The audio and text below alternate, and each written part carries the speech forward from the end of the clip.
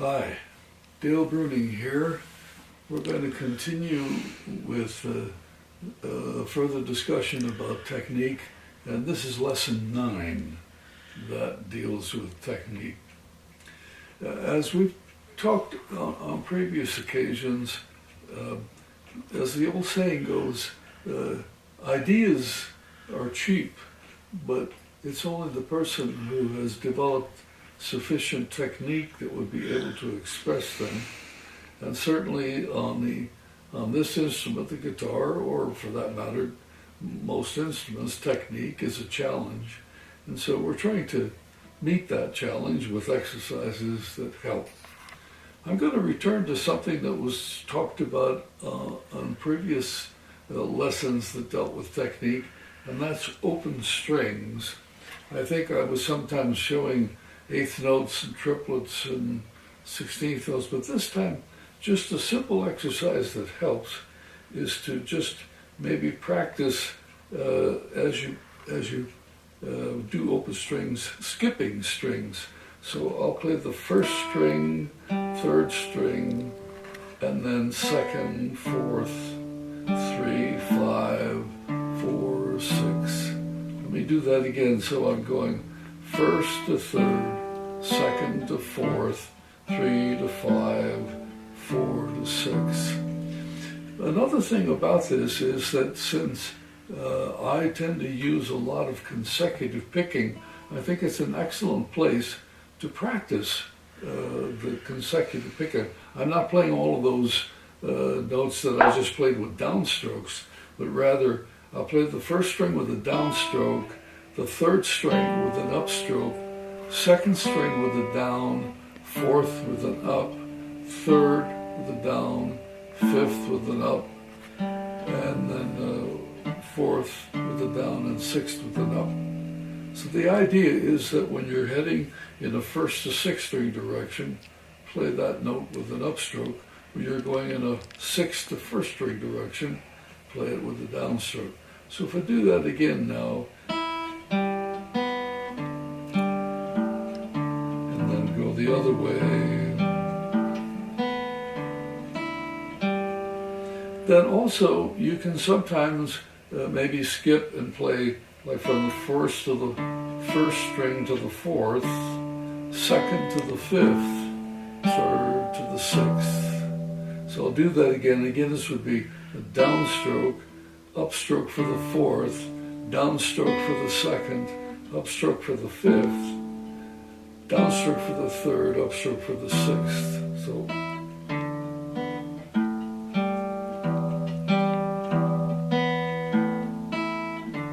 So sometimes you can get a little daffy with just playing open strings. So you might want to choose maybe one of your favorite chords, and maybe one that plays all 6 strings. And now I'll do that 1, 3. Sounds a little bit more interesting now because you're playing that chord. Or maybe if I played from first to the fourth, second to fifth.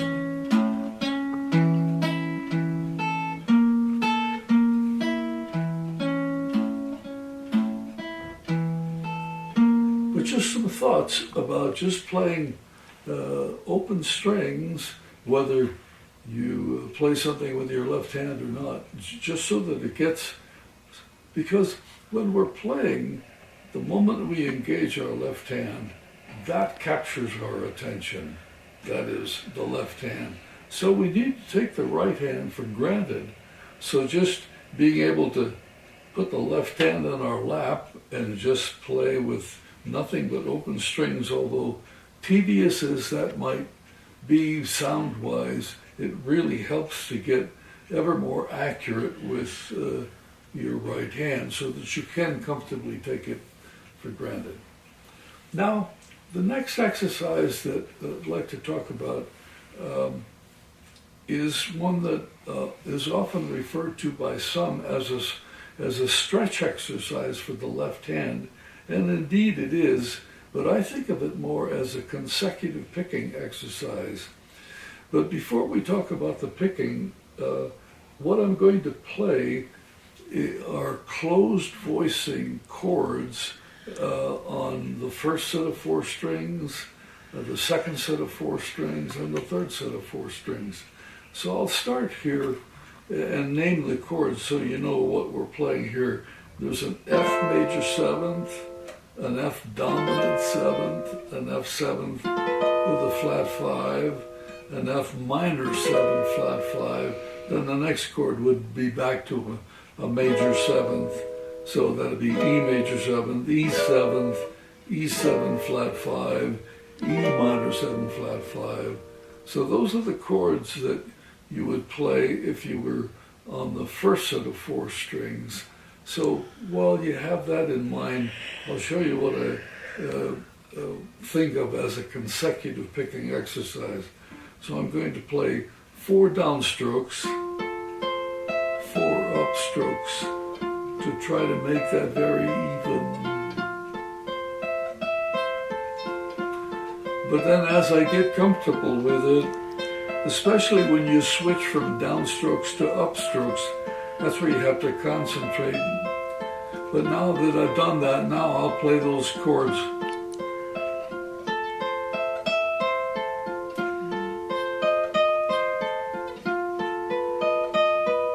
And so you're working toward getting an even sound.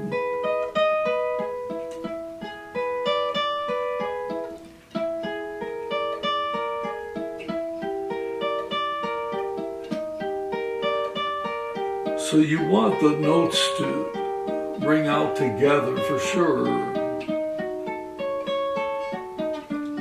Now, after you've done that a while, you might, when I'm doing this, I probably don't go beyond the 5th fret, like I might get to a B flat major 7th here and stop there. But sometimes I'll start with the B flat major 7th and do the same thing I was just doing, but go in the opposite direction, or go ascend the fingerboard.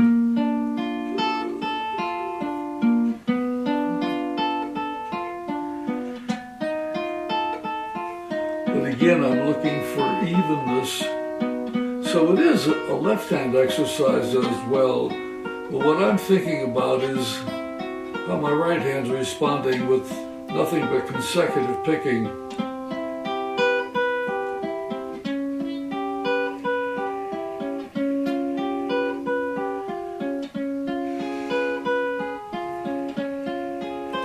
And so on. Then what is sometimes a good thing to do is to reverse that. So I was ascending and descending from an arpeggio standpoint. Now I'm going to descend and ascend.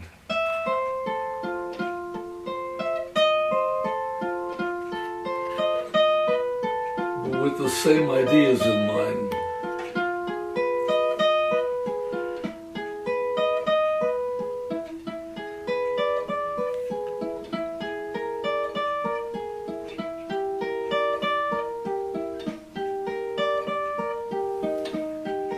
And so on. Now, if I'm going in the other direction,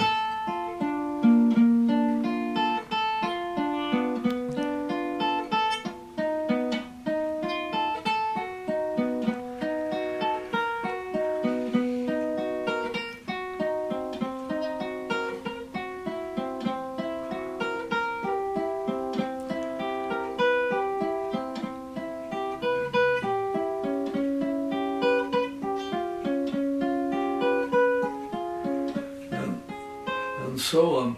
And incidentally, if your left hand starts to get tired, you know, you might be able to just continue for a little bit, but you've heard the expression, no pain, no gain. Don't apply that to what we're doing here. If your left hand starts to hurt from doing those things, stop and give it a rest. You know, maybe you shake your arm or whatever, but don't keep doing where it really feels very hard.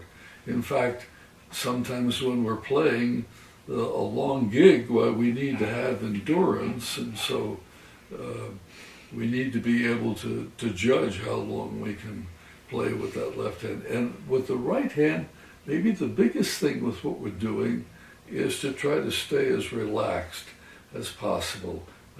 That's the main thing, to be relaxed. Now, in this time when I do it, why, I'm going to just ascend only.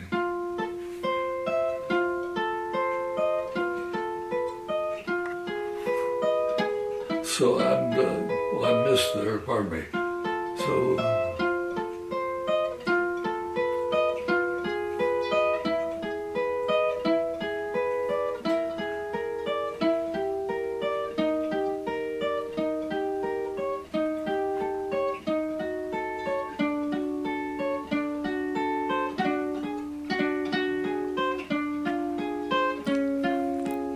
now sometimes if you wanted to try to keep all of the notes sounding as even as possible, why, when you make that, when you go back to the fourth string and play the root of the chord, that's an upstroke, but it's a free stroke as well. But if for some reason whatever you were doing needed to have an accent on that first of every four notes, then play it with a rest stroke, so it'd sound this way. I'm exaggerating it a little bit.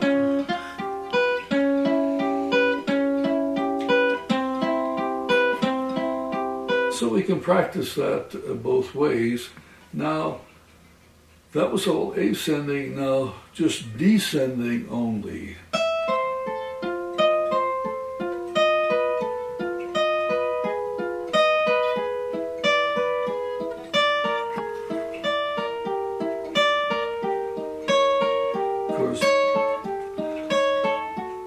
If I wanted to have that first note that I play, which would be the seventh of these closed voicing chords, I don't have another string to come to rest against, but I would just play it with a little bit more pressure if I were playing, you know, so if it were sounding like that.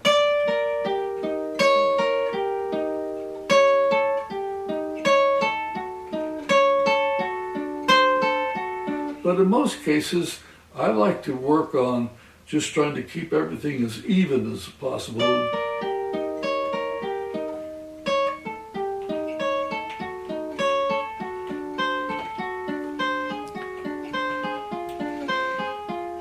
And as far as speed is concerned, I think it's, as is almost always the best advice, to start slow with that and gradually speed it up. But you know, you can...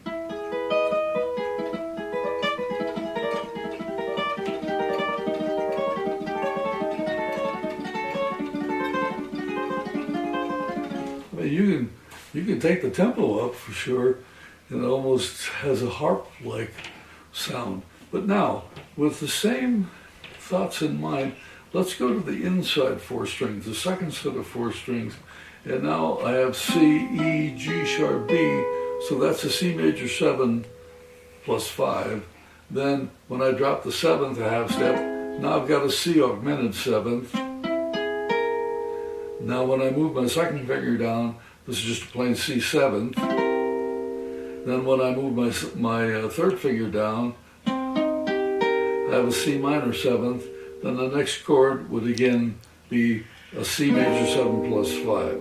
So again, those chords, C major 7 plus 5, C augmented 7th, and then C 7th, and then C minor 7th. So you'll be doing those same kinds of, but it changes the position of your right hand slightly in that you have to be reaching a lower string, namely the fifth string. So you want to try to remain comfortable with, and the point that I was making in previous lessons about the right hand is this, that when I'm making downstrokes, I'm doing it with my thumb. I'm just letting my index finger relax.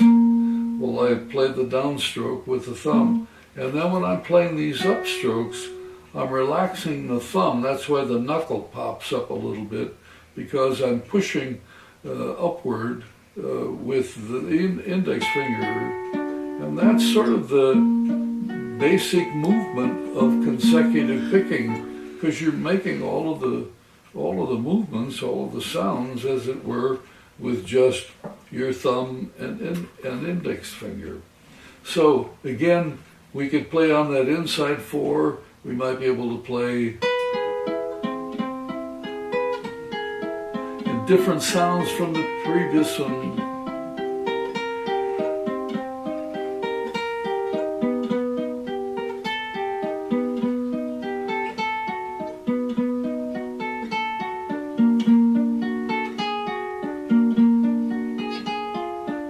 Or maybe we're playing just ascending only.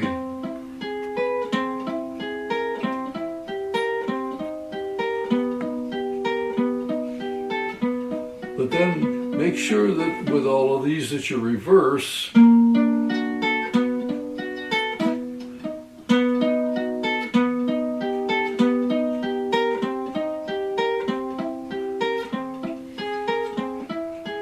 And I'm doing sort of a moderate tempo.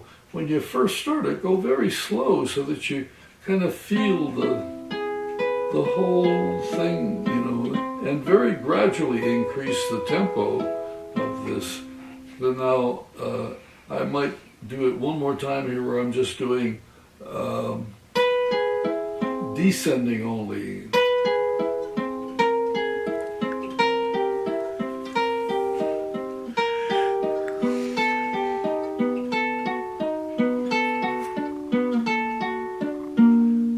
So it's the same routine as on the first 4 strings. Now, let's just do it one more time where we take a look at the third set of 4, the bottom outside set of 4. So now if I start here where my first finger's on the 12th fret, well, what I'm in effect playing, because that's a G with my first finger and a G with my little finger, what I'm playing is an augmented triad. G, B, D sharp, G. But now when I play the F sharp,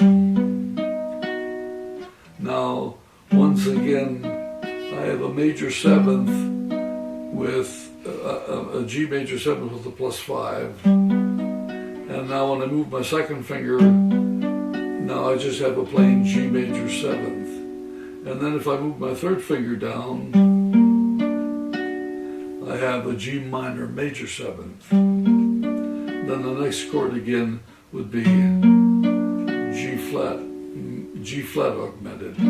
So again, the sounds that we would make with the bottom 4. And again, each time you play a different set of 4, you have to adjust the position of your right hand, but that should be as fluid as possible so that you can go from one set of 4 to another set of 4 without any difficulty.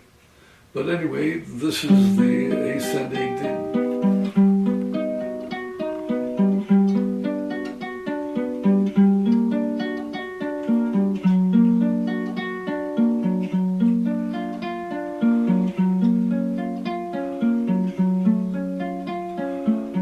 Now if I were playing descending, ascending,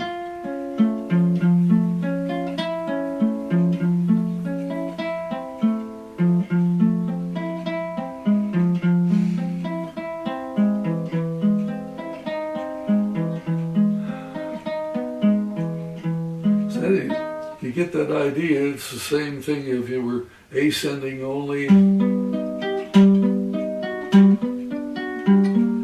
or if you were descending only.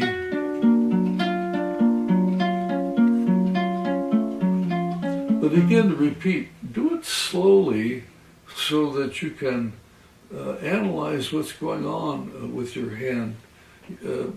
Like I say, I call it a consecutive picking exercise. So hopefully once you get your left hand to do what you want it to do, to try to stay as relaxed as you can with your right hand, and examine what's going on. Make sure that you're not with your other fingers that are not involved with holding the pick.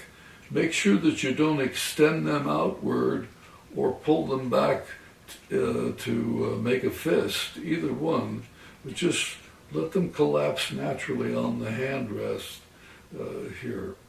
So that's an added consecutive picking exercise that will help. Now, I'd like to go to another type of exercise, and I just call them chromatic exercises.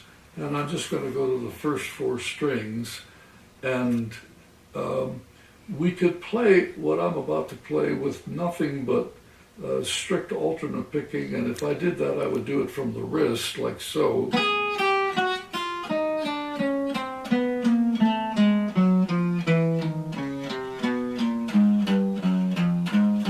And certainly that would be a valid way of doing what I'm doing.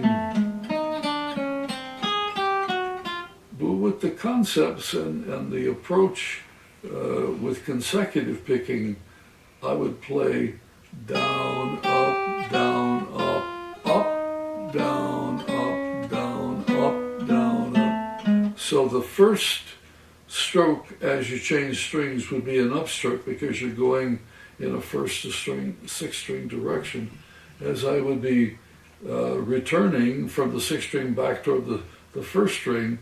The first stroke would be a downstroke, down, up, down, up, down, up, down, up, down, up, down, up. Another thing about a chromatic exercise that helps is to try to get the full value out of each note, so that when you play 3,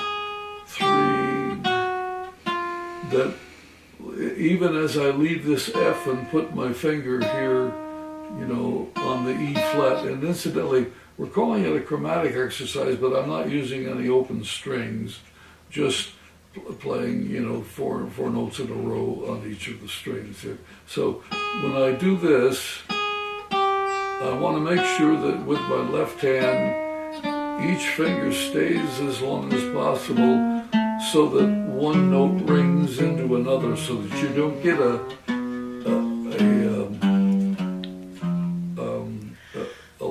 kind of like a taka taka taka kind of a sound. You want to get the notes to ring into another. So now if I do that with the first 1, 2, 3, 4, as I move to the first note of the next string, I'm hanging on with my little finger of the previous string, so that again I get that maximum sound out of each one. So, and again, with regard to speed, don't be too eager to do that, but just gradually increase, as you're feeling comfortable about it.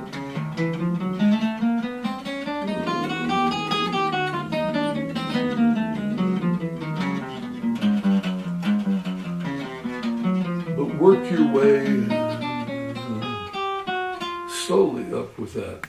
Now, that exercise also affords opportunity to talk about some, I refer to it as legato picking.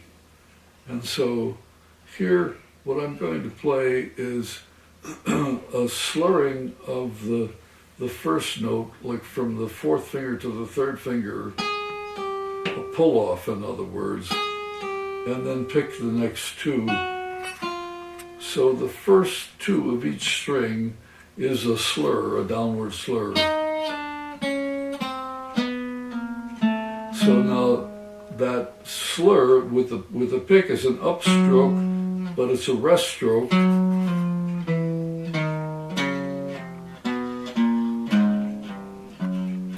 Now as I return, that's a downstroke with a rest stroke. And so one thing I didn't mention when I was attacking all the notes is that when you're heading in a first to sixth string direction, the upstrokes are rest strokes and the downstrokes are free. So it's rest, free, rest, free, rest, free, free, rest, free, rest, free. Whereas when you're playing in a sixth to first string direction, the downstrokes are rest strokes and the upstrokes are free. Rest, free, rest, free, rest, free, rest, free, rest, free, rest, free, rest, free. But back to the legato picking, we did like 4-3, make that a slur. Now I'll slur from the third finger to the second finger, so the slur comes in the middle of the four notes.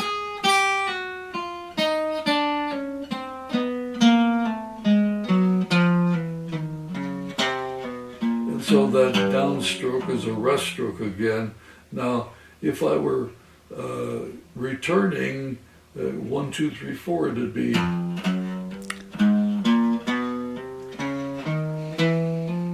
So that those middle two notes are with an upstroke, which is a rest stroke. Sometimes you get this feeling when you're playing a little bit with a swing inflection.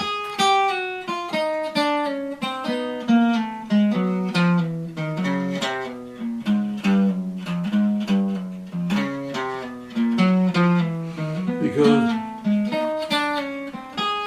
you're slurring into the downbeat, and that's what gives you that sort of a feeling,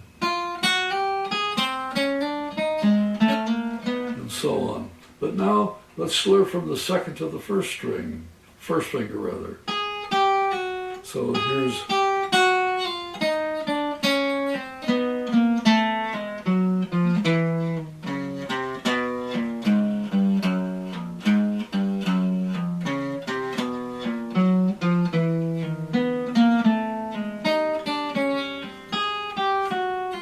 If you were doing it first,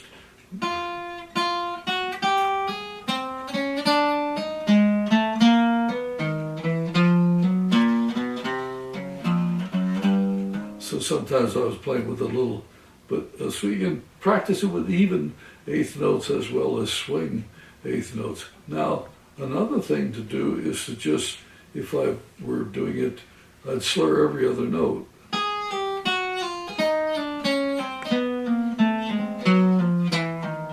So it's obviously just down up with my right hand.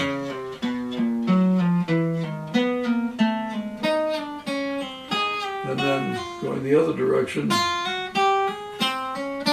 But all of the strokes are rest strokes. If it were a fast tempo, you'd have to back off from rest strokes and play it, still making the slur, but with a little bit more pressure of a free strokes. And then last but not least, we can play, make the slur be two notes.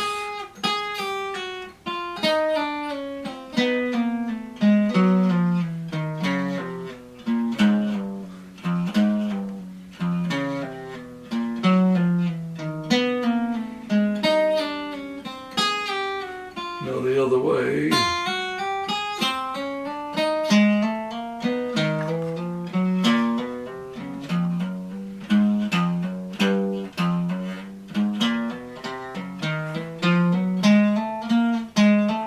Excuse me, I was sometimes reverting back to the other way. And then you can play where you're getting three notes.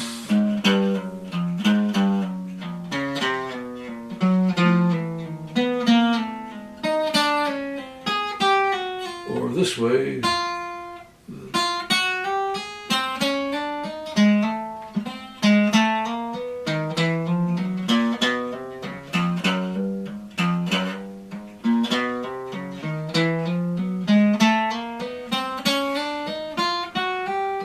So, the chromatic exercises where you attack all of the notes are very beneficial for coordination between the left and the right hand, sort of standard exercises that most jazz guitarists have been practicing for years, but they're very beneficial.